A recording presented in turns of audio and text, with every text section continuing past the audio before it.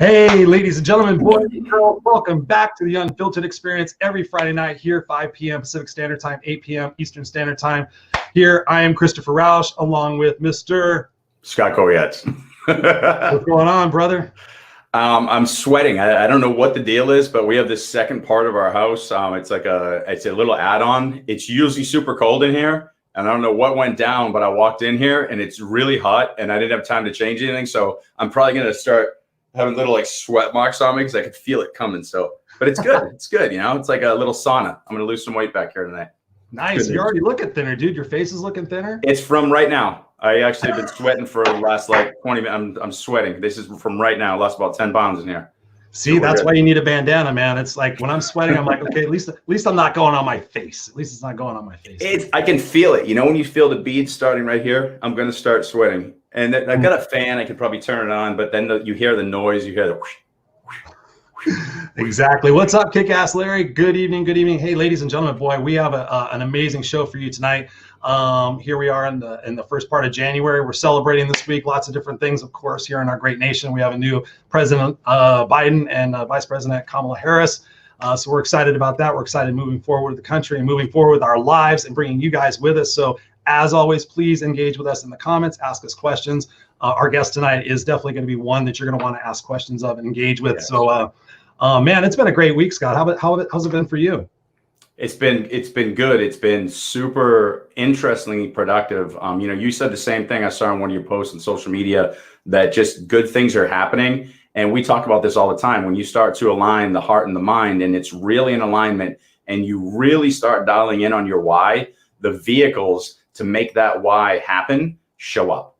And so we say it, we preach it, we live it. And we even saw a beautiful poem by, what was her name again? Was it Gorman? What's her first name? The amazing young girl. Angela. Is it Angela Gorman? Yeah. So I love the fact that she talks about being the light, because we constantly are talking about becoming the light. Don't sit here and teach everybody what to do, be it. And I've noticed in both of us, a lot of our, people who are in the Unfiltered crew family, I've seen it. I've watched people elevating because they're becoming the light, and they're not just telling everyone what to do. They're being the change that we've talked about. And it's not just exciting, it's beautiful to see it in us and others. And I see a lot more of that in our country happening, and I'm excited. Absolutely. No, I'm excited too. It's brand new beginnings. I always believe in that. And just, hopefully I've seen a lot of people that have, behind the scenes have kind of like just said, you know what, it is what it is. It was what it was. Let's move forward. And I've been really pleased to see some of that stuff going on. But yeah, it's just been a great week. And personally, like we were just talking about before we went on air, the situation that I've been experiencing this week, and I've been telling you about it, and I'm glad you're getting on there, is Clubhouse. Man, that has literally restored my faith in the fact that there are a lot of people out there who are genuinely interested in building one another up, pouring into other people who need it. I have been witness to so many conversations this week. I have listened to so many amazing people giving their time hour after hour, giving business advice, putting them in contact with other people to get their business going. It has literally been like, holy shit, a huge shot in the arm for what, this world needs right now. And it's amazing to be a part of that. So I just look at that and hope that spills out into the rest of the world, because it seems like such an exciting time for this coming along, and people helping each other, and people are just, even people with money are just like, man, I'm getting such a thrill out of doing this personally, and they're just realizing the bigger picture of why we're here and what we're doing. So I'm pretty excited about that way that's going. And I know that you and I are going to crush it in there and just help a lot of people, because man, people are hurting and they're being vulnerable and they're getting help and they're getting poured into. And it's been super exciting for me. So, and plus the good thing for all you guys out there in Unfiltered Land is we've got some amazing guests coming up. Holy crap. We've got tonight, we're going to jump into tonight in a second, but next week we got Jimmy Dennis, who was on death row for 25 years.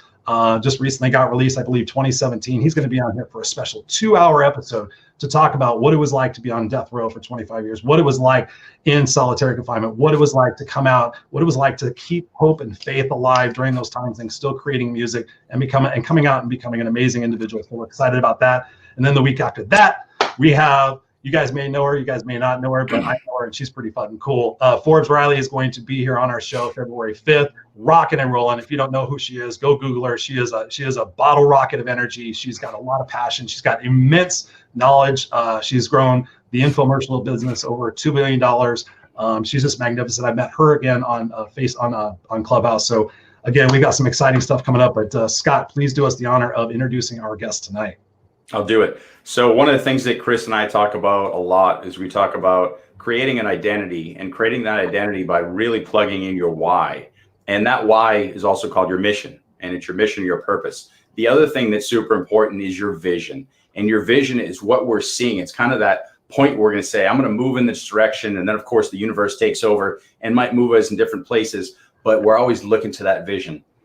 One of the things that we sometimes forget is when we're trying to find that vision, sight is something that's so important, right? I've got to see where I'm going. I've got to get in my car and drive. I've got to do all these things. And these two eyes, they mean so much to us because we've taken them for granted. Well, our guest tonight has done more than 99% of the people I know, and he lost his sight at 22 years old. Beautiful human being, literally one of the most amazing people you will ever meet. Stay here for this full time. Share this right now. Get your friends on here. Welcome, my good friend, Randy Pierce. Randy Pierce in the house. Welcome to the Unfiltered Experience. Randy, how are you doing, brother? I'm doing great. It's been a great week. It's a good night. Came over some technical difficulties, and hopefully it's not anxiety for this interview that's driving that temperature up on you, Scott. But I'm glad to be joining you. No, I'm good. There's something wrong with the back of our room, and you know what I was just realizing too? I also put this this light on me too. Maybe I should turn that up, but it's all right. You know, you're like a star, man. You got the lights, you got the chain. You're good. You're kicking it.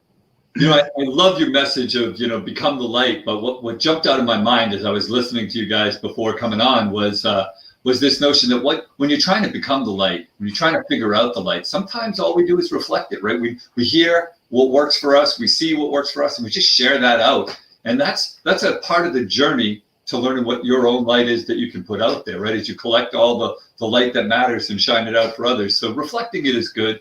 And to also understand, right, that the light is always framed by darkness. That's the nature of what light and darkness have as a relationship. So the more we can put out there, that's the further back we drive that darkness. So I just, I care a lot about light, obviously, because of my inability to even see it now, but to understand what it means and feels in the greater sense.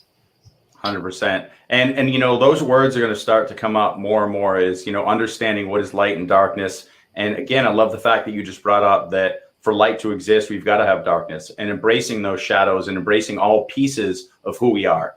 And that doesn't just include as an individual, that includes as the collective. Some people are going to make mistakes. There's going to be darkness, but that is allowing us to create opportunity for beautiful growth. And I mean beautiful growth. There's stagnancy when we just sit in the light for too long, and there's darkness that's needed to grow. So let's chat about that a little bit, because figuratively, in many ways, you experience darkness, and you could sit here and say, that's the end of my vision. I'm not going to do anything else. But not at all. I mean, maybe for a moment, but it might've been a stumbling block, but it certainly wasn't going to keep you down. Let's go back to when you were 22 years old, and this journey really began in a different way than you started it. Sure. So I was certainly sitting on top of the world. I was freshly out of college, right? I had a great job for about a year. And in just 2 weeks, I lost all of the sight in my right eye completely, and half of the sight in my left eye in that first 2 weeks. And that was pretty devastating, right? I'm legally blind, and I don't even know what that means. And I feel helpless and hopeless. And that's a natural way to feel. And, contrary to what you said, I did give up. I did feel despondent and angry and resentful. And what you also said, though, is right. I didn't stay there very long. And that's the trick, because when anything happens to us, we have a choice. We can feel all those awful things. We can quit, but we can turn that around. And how long we take before we choose that, that's up to us. But all the good things are more likely to start the point that we start turning it around and saying, I'm not going to focus on what I can't do. I'm going to focus on what I can do. And I'm going to focus on saying, if there's something I can't do and it's important to me, well, why can't I? And more importantly, how can I actually just do it? What's actually stopping me? How do I turn that adversity into a catalyst for the growth that you talked about moments ago? Because the lack of stagnancy is growth. That's how we all become better. And adversity is one of the ways, whether it's negative adversity or positive adversity. I was just talking with somebody like 15 minutes ago about that very aspect, Randy, and thank you so much for sharing that. It's beautiful when you think about your journey and talking about the adversity and having the choice to choose, whether what we say here is whether life is happening for you or to you. What were some of the first obstacles that you really had to overcome, aside from your mindset? Obviously, you have to become aware of what it is that's happening with you. But what were some of the first obstacles you had to overcome, and what was your mindset about overcoming them in the moment? Yeah, spot on. My mindset was the first challenge, right? I felt like I couldn't. And then as I started looking and exploring, then I had to get into this mindset of I'm so independent that letting people teach me, letting people help me was something I tried to avoid. I resisted, and there was this sort of denial in that process. And even when they helped me, it was sort of a token. All right, I'm allowing this, but I'm not really committed. You want to get things accomplished, you got to commit. It's all in. Because when you're partially doing it, when you're not really giving yourself to it, you're shorting yourself every bit of that focus and attention and dedication. Well, you're going to get that same lack of result from that. So I had to really commit to say that it's there and to give all into those efforts. So that was the first part. And then the second part was realizing how many people that weren't necessarily on my team helping, that were going to be some of those people whispering the hold you back, people that were going to say you can't as well. And they limited me. And if I listened to them, they were going to stop me. And if I let them get in their way, they'd stop me. One of my favorite quotes is, I don't mind you telling me it's impossible. Just get out of my way while I'm doing it, would you? Love it. Love it. Yeah. You have no idea. I mean, when you just said that, I'm sure that Chris got the same goosebumps that I did, because I could say that 1,000 times. Tell me whatever you want, but I'm going to do it. Man. I like the meme that says, tell me I can't do it, and I'm going to do it twice as much. I'm going to take fucking pictures of it too. I share that all the time, and people are like, yeah, that's what I'm about. That's what I'm about. I'm like, yeah, you got to bring your A game. I mean, that's the thing in life, and that's something that Scott and I have been preaching and teaching over the last, ever since COVID started, is the fact that you have to find your inner strength. You have to find your inner determination, your why, your how, to be able to, bounce back from whatever setback that you had. I think Les Brown says a setback is a setup for a comeback. Right. And I look at it that way. I know you look at it that way, but so many people, unfortunately, just see themselves in that victim mindset. Talk to us a little about that. I mean, coming from your perspective and hearing people bitch, piss, and moan, I can imagine that sometimes you'd be like, oh, really? You're going to bitch about that when I'm sitting here with this? What advice do you offer people in any situation where they're looking at themselves as a victim of some sort of situation that's happened in their life? First, I try not to give advice, because when I'm giving advice, the challenge there is, people reject advice, because why are you telling me what to do? You don't know what I'm going through. I'll share my opinions. I'll share my experience, and I'm going to let them connect the dots, because when people have to do a little bit of that work, I think they're more likely to see it and take it and pull it in for themselves. If I do too much of that work, even in the giving of the advice, I think they're already holding back a little bit. Mm-hmm. I certainly share that with people. I do think you get out what you put in, but I say this, right? It's the age-old quote. Is it Brian Tracy who says, life is 90%, life is 10% about what happens to you and 90% how you choose to respond, right? Yep. And I really believe that. And the way I phrase it is this, right? I didn't choose to go blind. It's happened to me. We influence our life with everything we do. And I buy into that, try to make all those positive influences. But when something happens to you, lots of people tell you, you got a choice in how you respond, and that's empowering. Well, never mind that it's empowering. The reality is that the choice that you make and how you respond, that choice is going to have a bigger impact on your life than most challenges ever could. And that's accountability in a double-edged way, right? The bad news is, that means your choice, if you don't make good choices and it leads to bad places, that's your fault. But the good news is, if you make good choices, you're going to get rewards, and that is also to your credit. So think about that. When you make those choices, you're the one who's responsible for that. Right? So my life, the succinct part of that, my life isn't about my blindness. It's about all the choices I made and how I responded. And I have a great life. Does that apply to you? Not necessarily. It depends on the choices you make, right? And what your challenges are. So I wasn't sure Scott was going to say something. No, I love what you said, Randy, because I think about it in terms of, I have been through my things, and I have helped other people go through their things. And ultimately, what I have found that gets us through the quickest is having gratitude for what we do have. so oftentimes we're brought up in a society of what we want, like Christmas. What do you want for Christmas? What do you want for your birthday? You know, we want. Oh, so I have to get money to get the things that I want, as opposed to doing things to get the feeling that I want and the fulfillment that I want. You know, so I love that we have to, you know, incorporate that into our life to make sure that it gives it meaning far beyond everything else that we try to measure our life from, if I'm saying that correctly. Would you agree with that? I do. In fact, I looked at it as kind of the pillars of happiness. I kind of like there's 3 pillars of happiness. There's short term, middle range, and long term. And right, those indulgences of want, those are the short term, right? You know, a good piece of chocolate or a cup of coffee for me, that's great, but that's where you get the overindulgence from too. But it's not going to last long. Right? Some of the short terms are over quick, but the medium terms, those are sort of the things that are your passions, right? For me, hiking or running, and those things I really enjoy, and I can get enjoyment that lasts a little bit longer. But the longest lasting, the things that really sustain you, those are your purposes. Those are the things that give you meaning. Those are the things that give you mattering, right? What makes you feel like you matter in this world? And those are all happiness, but they also are what drive you and lift you up. So here's a question for you. I mean, we look at so many people in the art world or in the sports world or really in any world, any occupation, that most of the amazing stories come from some type of trauma or some type of massive setback. You know, you listen to the best music and then you hear the story behind it. You're like, oh my God, you had to go through all that to write that? Or the only reason, you know, I'm this good at athletics is because of this horrific thing that happened to me. And we hear it all the time. What can we tell people? Because this is one of the hardest things I think to happen is we need that outside influence, that just somebody cracking the whip, or we need that oftentimes that, you know, getting hit by a freight train to learn the lesson. I'm a big fan to believe there's no bypassing. You need the lesson to smack you in the face, but is there anything that we can do or we can share? And this is something Chris and I try to do a lot. We don't give advice either. We give tools.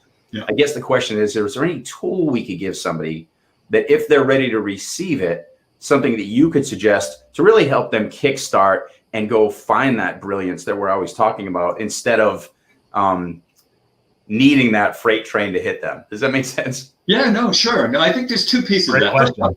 I think there are some success stories that we don't hear about the freight train. And the reason we don't hear about it is because it's not a great story. The success is all we catch. Bingo. Right? But I think in the case of why the success stories that have a freight train stand out is because that story has some resonance. My own story, I was successful, I was happy, but I don't think my life would have had anywhere near the amazing experiences that I do have if I hadn't gone blind. And that was my freight train, to use your analogy. But here's the thing, that was the adversity, that was the catalyst that made me say, I either have to quit or have to grow. And once I realized I could grow, I realized just what's the limit to growing? I can keep growing and I can keep becoming something better than I was before. That's what happened to me. That's adversity that brings it about. And I kind of mentioned earlier, positive adversity is something that can do that. I didn't have to go blind. I didn't have to have a negative adversity to bring that about, but I needed adversity. I needed something that made me not stagnate, but grow. And what you have to do that is you have to have goals. You have to set them and you have to commit them. And they have to mean something to you, obviously, because you have to dedicate to them, right? And you have to make targets that you can reach and work towards. That's what I call positive adversity. That's what I call goals. And sometimes people are intimidated by that, but you got to suppress the intimidation, because if it matters to you, it takes that adversity, it takes that challenge. Just pick something good, because it's going to get you what you want without you having to take a freight train running over you. So fire. It's right. Yes. Fire. It's perfect. It's perfect. And so I feel like a good chunk of what you're saying is really a deep alignment to your why or to your purpose. And then that positive adversity almost kind of like lays out itself, because the second I said that the reason I'm doing this, and I want to talk about this because you and I had a nice conversation about this last week too. My deepest purpose isn't to be an amazing dad, isn't to be an amazing husband, isn't to be a great friend to you guys. It's to get the message in my heart that's been delivered from source to the world. And that message is really all about finding your brilliance and extending this sense of self. And that's the simplest way to put it. And so in other words, the world's not about Scott. It's not about the 3 of us. It's not about our greater tribe. It's not about our country. It's about everything in existence. And how do we get every perspective point, person, individual to find their brilliance? That's what I'm here to do. And so you brought up a really beautiful point too. You know, a lot of people would have stopped in their purpose of saying, I'm here to be a teacher to people. I'm here to be a great husband. I'm here. But I made a point and I said, you know what? It's bigger than that. It's deeper than that. And I love what you said. Tell everybody you said to me, because you brought up a very good point here. So is this right? I don't know what each person's goal or objective or need is. They know that. I can't be them, right? If their brilliance is to connect people, or if their brilliance is to be something different, how can I determine that for them, right? I don't know that, and I don't remember what I exactly said to you. I'll tell you what else you remember. So you had a really good point. You go, how would your daughter feel when you said, you don't have to be the perfect dad? Sure. How would your wife? How would your wife feel when you said, I don't have to be the perfect husband? How would Chris feel when you said, well, I don't need to be a great friend to Chris? And again, I'm not saying those aren't things that I will be, but I'll be that because I found my brilliance and because I'm being the light. And that was the whole point about that Gorman poem. Was she said, be the light. And that's my point. When I become the light, Chris organically benefits from our relationship, my wife organically. And so when you make one thing paramount, like the relationship paramount, without the brilliance, that can never be as strong as a relationship if you're living your brilliance. That was my challenge. And your point to me was be very cautious with that, because do you make if the other people aren't ready to hear that? You remember this conversation? And I was trying to figure out. It's going to be interpreted or perceived by other people. It doesn't make it less true, but it could make it painful for someone to hear. Sure. Yeah. And part of your brilliance is that you do care about how they feel. Right? As people who interact with people, we know our words, our actions, our deeds all have an impact on them. And if we're trying to help them get to their brilliance, and the first thing we do is something that maybe challenges them in a way that overloads them and pushes them away, that's probably not helpful. Yeah. Sometimes. Sometimes. If that stressed you out, you don't even want to hang around me. Man, we are having such a great conversation. I just want to acknowledge everybody here in the house tonight. We got Larry Schneider in the house. Thank you very much for being here. He says, hi, guys. What's up? Jay, what's up? Jay Dukeshire. This guy is a phenomenal dude. Kicking ass, taking names, making an impact everywhere. He's going to be on this show as well. Nice. Hi, Jay. Just a super, super cool dude. Darlene Eaton in the house. Our Unfiltered crew, most definitely. She's like, welcome evening, Randy. Jay says, so great. We were talking about this. And Fernanda Varaga McLaughlin says, hi, Chris and Scott, I'm back. And Jacqueline Rose says, never do a pity party. Welcome, Randy. You and Chris rock. And Scott rocks too. It's okay. I got to be left out sometime. No. Strength is my resolve. Okay, so Jacqueline Rose. Jacqueline, thank you so much for being here and spending your time with us. Jacqueline is asking, how do you kick your goals in life up a notch, and how to get the most out of life? I have something in my way right now. Who's that for? You throwing that at me? Yes. Yeah, that's a question for you. I wish I could throw this video at you. I was speaking at a girls' soccer camp, and they said to me, "Hey, how do you play soccer?" And I'm like, "Well, I hadn't played in a long time, and we talked about a strategy for it." And then they said, "Well, show us." So we had to go out and get the ball that has the bell in it, and we went back, and I got this great video. Coach and I worked on it a little bit, and it's got me shooting a soccer ball, taking the pass, and firing it up into the corner. Now, there was a take before that where I had a miserable shot, because you're going to have some failures along the way, right? You got to understand failures are a step in the journey sometimes, but failure is temporary as long as you don't quit.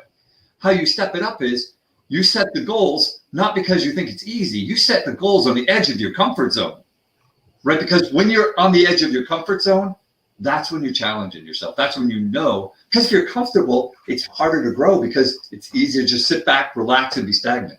When it feels a little uncomfortable, that, to me, when I know that my goals are stepping up where they belong. Damn. Woo.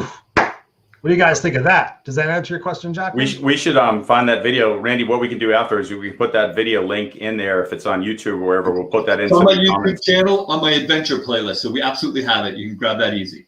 Love it. Love it. Yeah, I want to see that, actually. That sounds really cool. I don't care how many takes it says. It sounds awesome. Yeah, that sounds good. Robert Broker's in the house. Says, hi, everybody. What's going on? We also have KSC Matt Schmidt in the house. First time here, first time listening. Welcome. Thank you very much for being here at the Unfiltered Experience. And my partner of mine, we do a lot of work together. Oh, awesome, nice. Awesome. Well, thank you for being here. And Jay says, fucking right. Sorry about that, Randy, but this is the Unfiltered Experience, so it's unfiltered. You know, when I was thinking about talking with you, I was trying to come up with different questions. As somebody who gets interviewed quite a bit, I like it when interviewers come up with different questions. Talk to us about, you know, you have done some pretty miraculous events in your life, and I want to dig into that. And you talked about having people in your life that are going to support you and they're going to be there for you. What was it like beginning to say that, listen, I want to go do these major things? What was it like dealing with the people around you? And how did you overcome that in the persuasion department to be able to say, hey, listen, I got this, I could do this. Please don't make me any more less capable than I already possibly am. You know, talk to us a little bit that emotional standpoint. You know, like I said, first person you have to convince is yourself. You have to change your mindset, right? Sometimes you get that inner voice that doubts yourself. And I always say to people, right, when you hear that inner voice, realize that if you're listening, that's not you. You're the one listening. So take control and overwrite that voice. And the way you overwrite that voice is by saying, I'm not going to listen to that. I'm going to speak my own truth and say what you want. This is what I am. This is what I can do. This is what I want to do. Right? So once you do that, then you start doing the things that you want. And I'm not a risk taker. I'm a problem solver. So I don't just recklessly go out and do these things. I try to figure out what is it that I need to do? What do I have to work on? So I'm always showing steps of the way the people that I'm working with. And, you know, we said earlier, right, if somebody says it's impossible, I don't mind as long as they get out of the way while I'm doing it. Those aren't the people that I'm going to spend time convincing. If they're really that convinced, I'm going to find people who want to be part of it first because they're just easier. And unfortunately, that's not really hard. My friends generally say, let's go, let's try things. What I have to do is tone them down. Now, I share that, right? There's my friends who said, let's go do a Tough Mudder. And I naively said, what's a Tough Mudder? But what I have to do with my friends is make sure I understand what they are. I have to think about them. Some of my friends say, hey, this is a little dangerous. And what they really mean is, Randy, you're going to break your neck if you do this wrong. And some of my friends say, Randy, this is a little dangerous. And what they really mean is it's really cake and they're just over nervous. So I have to be able to gauge who I'm dealing with too. So what you have to do is, this is what I think about team. And Schmitty probably knows where I'm going is, but team has all different types of people in it. And you have to kind of identify them, right? Team is an acronym for that. T, who's trusted and true, right? Who gives you stuff that you can tell anything to and really know what you're going to get? E, who are the eager, enthusiastic people? They're just always going to say, yeah, we can do this, we got this. But maybe you got to worry about whether they're too zealous, right? And then A, who's your accountability partners that hold you when you're not pushing yourself enough? And then M, who are your mentors? Who are your coaches? Who are the ones who are teaching you on how to do those things? And you got to have there's plenty of others, but those core four take you really far in life. And that's what I did. I started identifying those. And I started incorporating them. And then you start finding you're playing those roles for other people because giving and receiving is part of that process. I love that, and I've quoted you and given you credit on that quite a few times. You know, when I asked you, can I use that? Because I love it. I love it. It's a beautiful acronym for resiliency because people always assume that resiliency is an individual sport, and I'm like, no. Resiliency comes from your interaction and connection with others. I mean, let's face it. You know, somebody might say, well, you have more support systems than other people with being blind. Like, it's just an illusion. There's nobody here. I mean, who built my house? I certainly didn't. That took a team. Who built the car? Who's the person who trusted me to get in front of students or in front of, like, there's a lot of people who brought me to this place. And yeah, it's that whole team, and I love it. The other thing that you said that I thought was beautiful and it got me to think is you talked about being a problem solver versus a risk taker. And that rang true. That it made me think real quick because I'm always thinking I'm a risk taker. But more to your point, I might be the first one to jump off the cliff, but I don't always tell people. I was walking up the hill. I looked. I knew there was nothing underneath that. Like, I'm very aware. I'm not an idiot. I just do it and then I show it so they think I'm nuts. But the truth is, I'm doing a lot of calculations. So I like that. It's actually being a problem solver. Okay, the problem is these people don't typically like to take chances. And these people are scared, and I want to get them to overcome their fears. So I'm going to lead them into something that I think is reasonably safe, reasonably. I mean, nothing's perfect. and then get him to do it. The problem, like you said, is overcome your fears and do something big.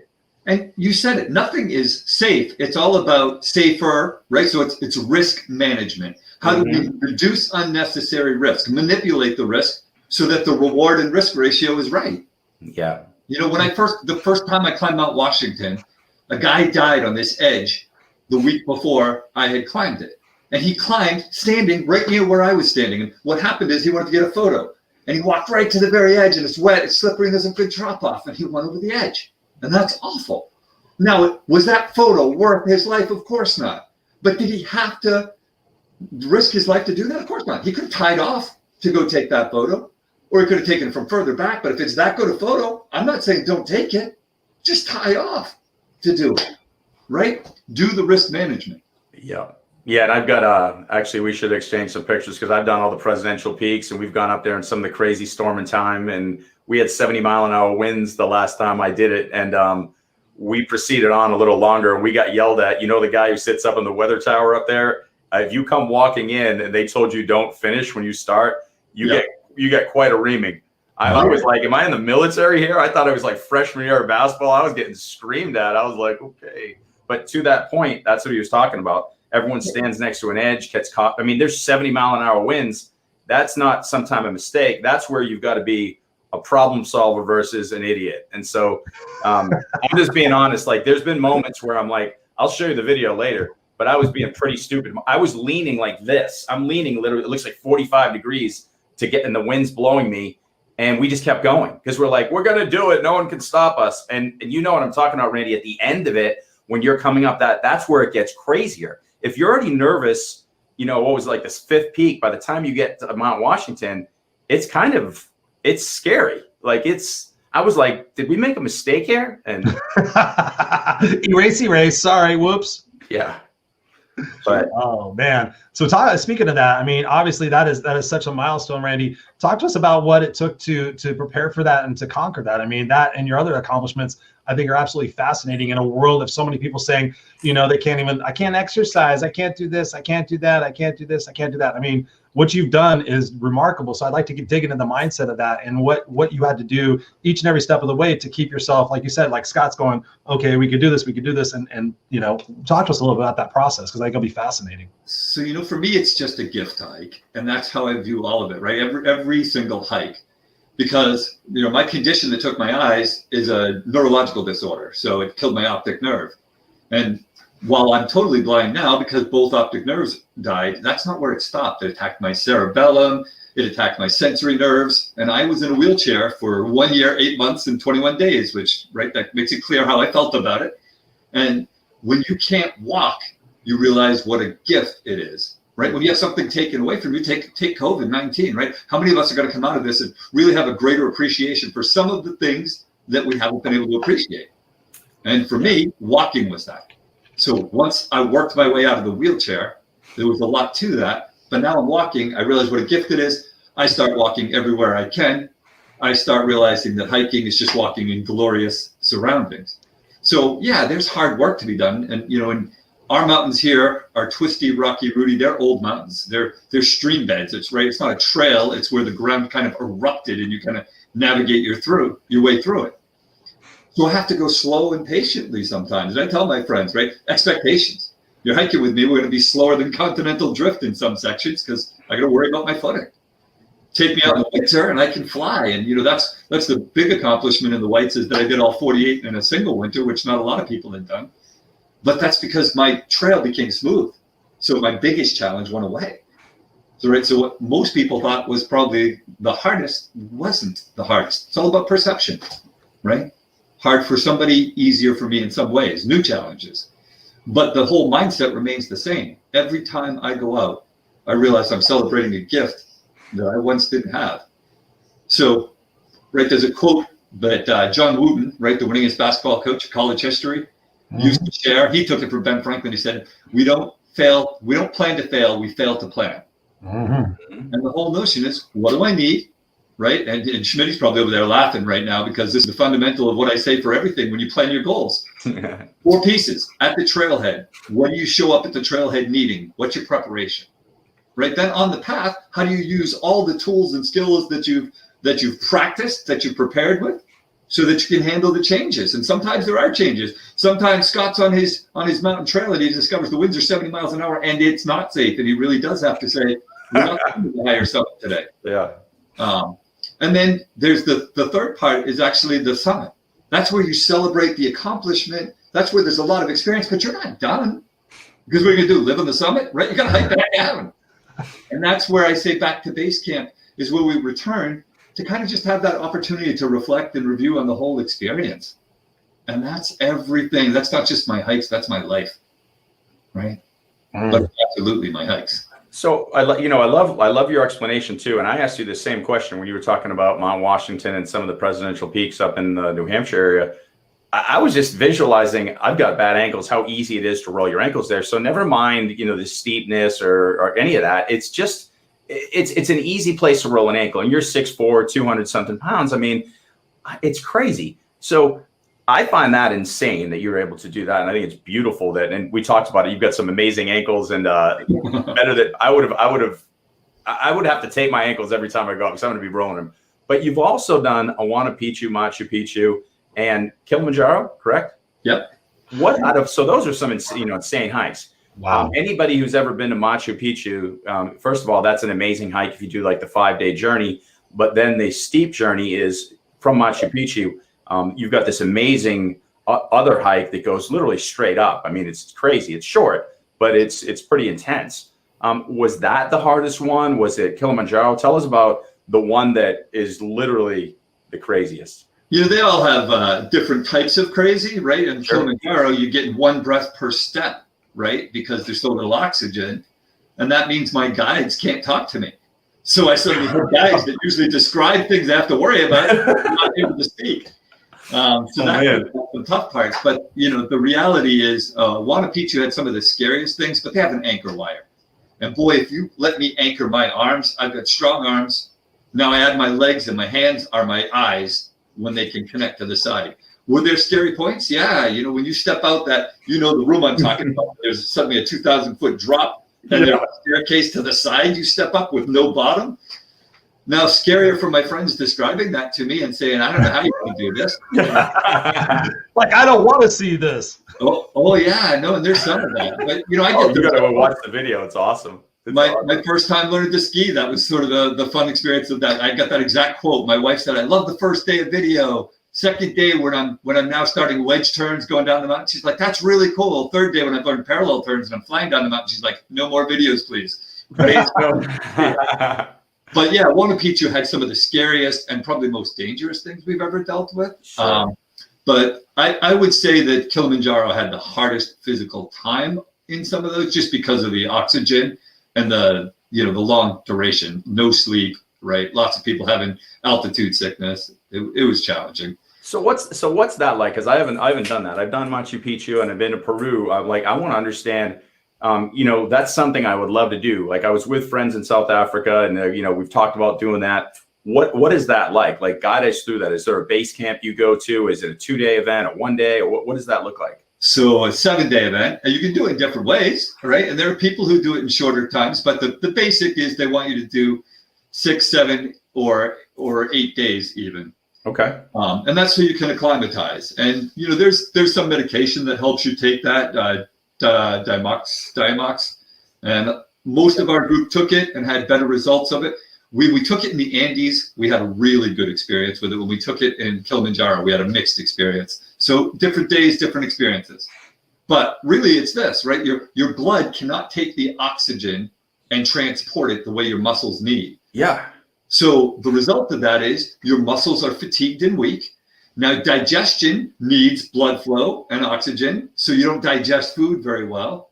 And when that happens, what your body says is, I'm not getting enough oxygen, so your heart pumps faster, which means you can't sleep because your heart's pumping faster. Mm-hmm. So you get no sleep, you can't eat very well, and your muscles are fatigued, and now you're going to hike a pretty massive mountain. And just to give you the immensity of it, right, all of the 4,000-foot peaks in New Hampshire would fit inside the mass of Kilimanjaro. Sounds miserable. I want to do it.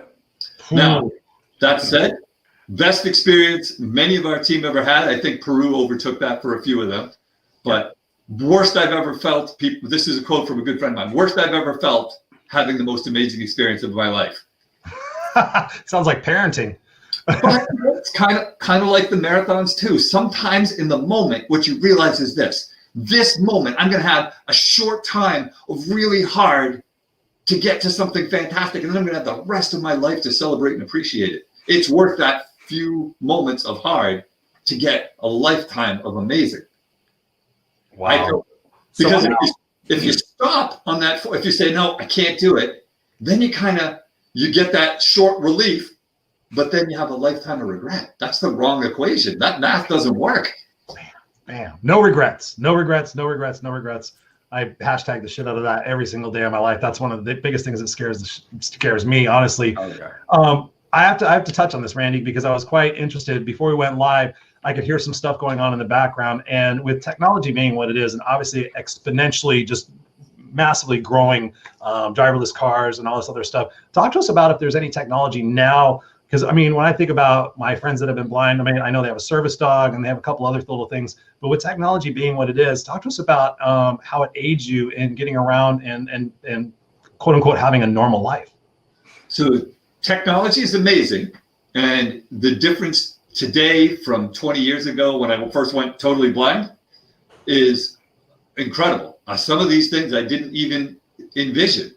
And there's more coming. I tell all the time when at schools, they say, what do you think a blind person can't do? And I answer everything they suggest. And almost always right, drive a car. And I'm like, not yet, but that day is coming. And if I'm talking to fifth graders, I tell them, the race is on. I'm driving before you guys.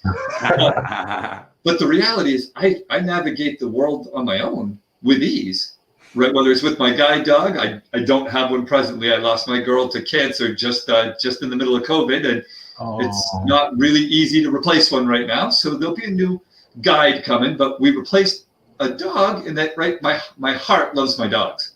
So I want a dog in my world, right? And so we have a rescue pup that's 10 months old in our heart in our home, but you find the technology. My dog and my cane and my phone can access all the apps I need to GPS navigate everywhere I want to go. I can read anything by taking a picture of it and it scans it, so I can read signs anywhere I want to go.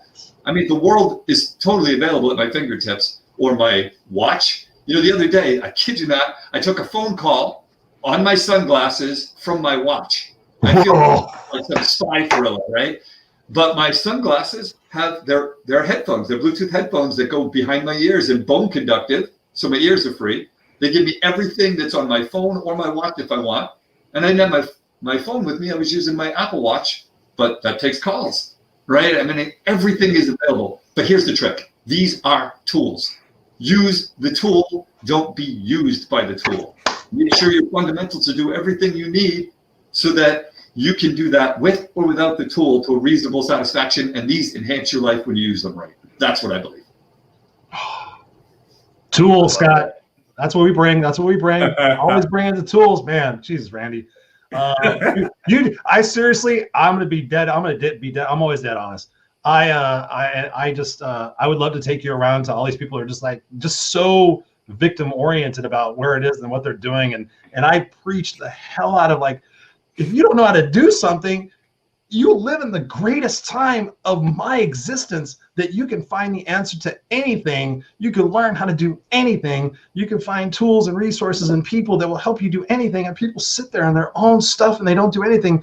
And I think it goes back to what you said before, is sometimes we have to have that hard bounce in our life. We have to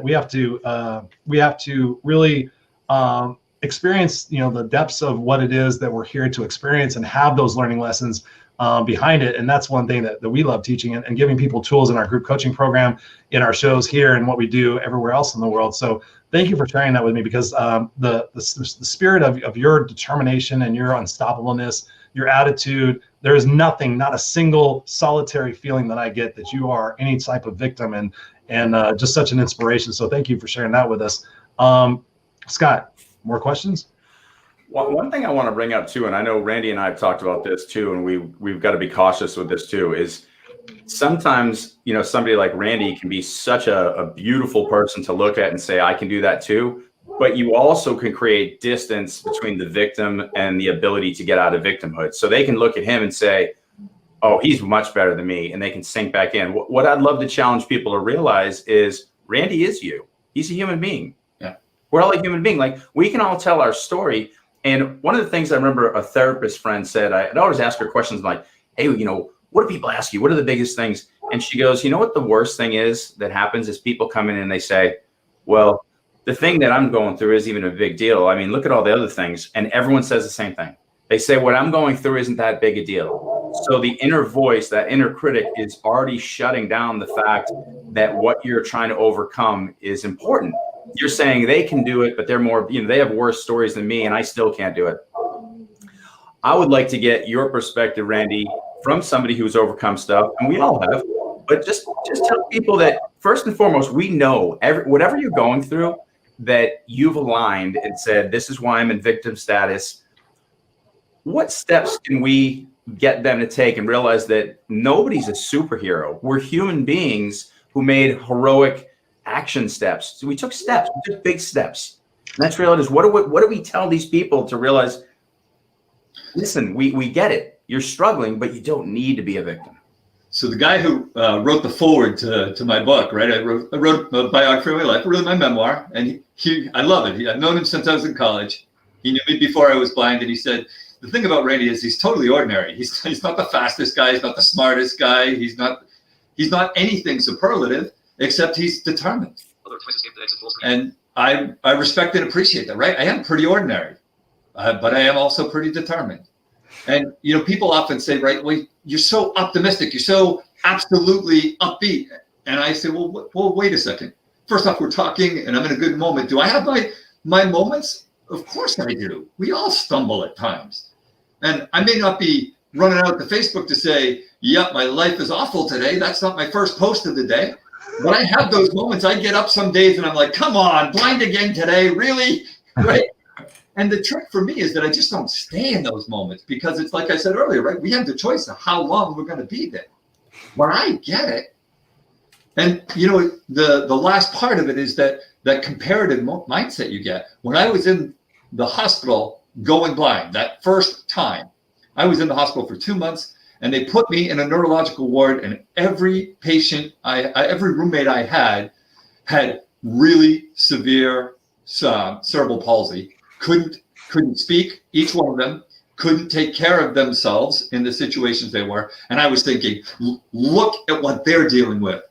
What do I have as a right to complain? And somewhere in that journey, I've learned that, first off, of course, you can compare it. It happens. It's not very productive. The truth is, each of our challenges and problems do belong to us. They're ours. And they are real and they are valid because they are our problems. That does not mean they're overwhelming and we should bow down to them, but it does mean that we should not belittle them or belittle ourselves because we don't happen to have a problem that matches some other problem we want to look at. We've got to acknowledge, as part of resiliency, is acknowledge where you are. What do you have? So, you know, hiking, where are you on the map? In the case of problems, it's acknowledging, okay, here's who I am. Here's the problem I'm facing. And I got a choice. Again, quit or figure out how I'm going to grow. And that gets right into the problem solving. And that actually gets right into the work you guys do and why people might start out reaching out to you. When I want to problem solve, right, I use this classic example because it's the simplest. My first day of total blindness, I was out at guide school and I wanted to brush my teeth. But how the heck am I going to know how much toothpaste is coming out and whether it's going on my toothbrush? And the answer is I blew it. A lot more came out than I wanted, and it went a lot more places. And, you know, as frustrating as that is, right, to get toothpaste all over the place, it's not the end of the world. It's a small world problem. But in my moment, that morning, I had a little breakdown, and I really wanted to throw my toothpaste into the mirror, which wasn't going to help any of the situation, right? And that's my frustration rule, right? Frustration leads to failure. And anytime we're frustrated and we're reacting instead of responding, I say practice your ABCs. Awareness of frustration. Awareness that you're having an emotional reaction, which is not as productive. So once you're aware, you go to step 2. Breathe. Deep breaths. Because it slows you down because it takes time for you to do that. And because physiologically, breathing calms us down. so that we can get to see the third step, which is consider what you really want to do. And for me, what I realized is I was surrounded by blind people who had guide dogs or were training with me, and they'd probably been solving this problem. And so I asked them, what do you do? They gave me the easy solution. It's my toothpaste, hold it to my mouth, squeeze it into my mouth where I can feel it, hold it up and brush my teeth, and now no spill. 22 years later, my bathroom counter sink is probably cleaner than yours, Scott. But I didn't even think about that. That's such a great, it's so obvious, but yeah. I solved the problem by finding somebody who had solutions. What do you guys do when you're coaching people? You've been through it, you've experienced it, or you've learned enough about it to share pathways to them or with them. Now, they have to make the choice to do it. They have to dedicate to that, but understanding that those pathways are there. People have been having problems for a long time, and they may be slightly different, but of course solutions exist. And it starts with those same things. No excuses, own your problem, and then own the solution. Amen. Amen, Randy. Thank you so much, man. We've already been talking for 51 minutes, and literally I'm looking at Scott, I'm like, we could easily go for another hour, but we're gonna have to have you back on the show because, dude, seriously, you are just spitting fire after fire after fire. It's straight, it's concise, it's easy to understand, it's easily applicable. And I say easy to apply, but obviously challenging to carry out. That's not diminishing anybody's effort and what it takes. Because Jacqueline's asking a question here. She goes, another question: how do you still kick ass in your 60s? I think, Jacqueline, the answer to that is exactly what we've been saying for the last 50 minutes is the fact that you have to get up, you have to have your why, you have to have your passion, you have to figure out that you're here to learn lessons, and 60 could be the new 40. Honestly, when you think about medical technology and all the different advances, wouldn't it be a waste to live to 110 and go look back at 60 and go, I was just getting fucking started. I look at it this way: when it's my turn to go, I want to go doing something, helping somebody, being in the moment, celebrate. I want to go full steam ahead. I don't want to be going like, oh, well, maybe I should do this. I want to be going. So whether you're 60, 70, 80, I say keep going, keep your why, have the right people around, everything that Randy said.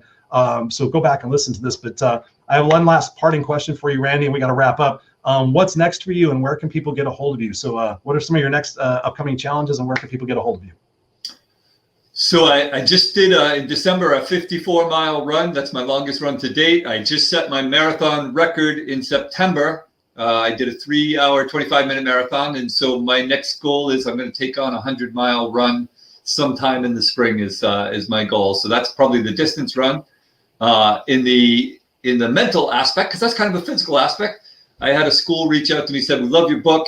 It's high school, adult age, and we got a bunch of middle school students that really deserve to hear your story. Would you consider working with us to get a version for them? So I'm gonna take on that task, I think.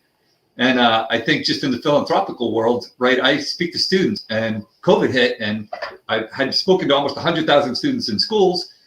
And, are you stopped by that?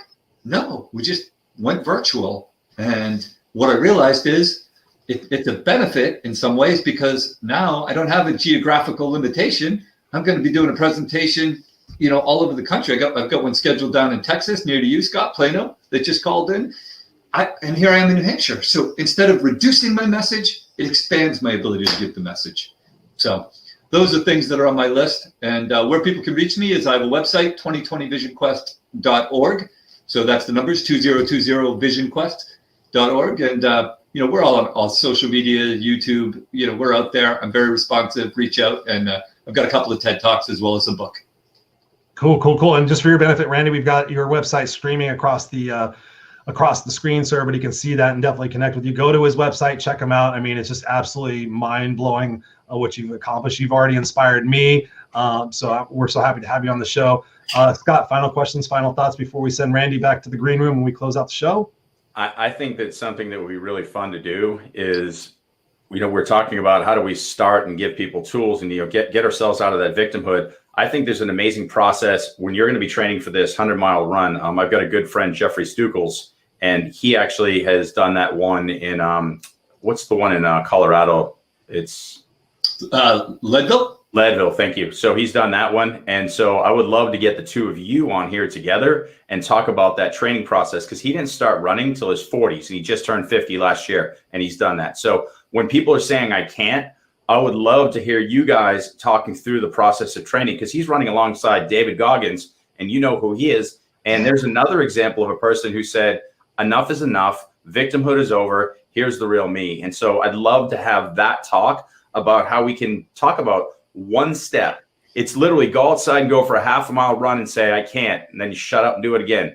And then all of a sudden it's 20 miles, 30 miles. I mean, it blows me away that he's in Leadville going up and down at 9,000, 10,000, 12,000 feet of elevation for 100 miles. But I want to get you guys on to talk about that, because I think there's so much value in talking to people about that one step in front of another, and that you can. So I'm amazed with you, which loved having you here. Thank you so much for being here. Thanks for what you do, right? I still think my favorite value of humanity is kindness, and you guys got that in spades, helping people get to where they should be. Awesome, Randy. Thank you so much. We're going to put you back in the green room for a second. Don't go anywhere. We're going to be back there with you in just a minute.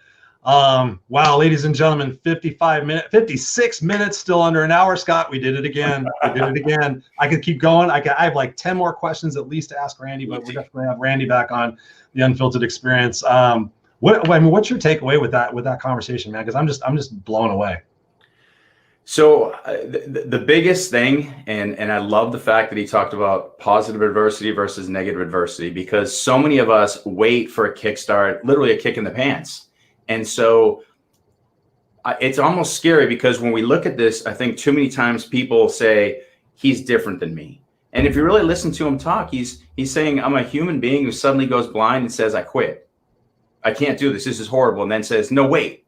And then makes the decision to shift gears and say, this is not going to define me. And honestly, I don't know what I would do in that situation. I've got all the right words to tell you what I think I would do, but I'll say this. I bet I would do something like Randy, because I see what he's doing and he's saying all the right things, and I've done them in other areas of my life. And so I would say, if you don't have that negative adversity in your life, create that why. Create that why that Randy's doing, that you're doing, Chris, that I'm doing.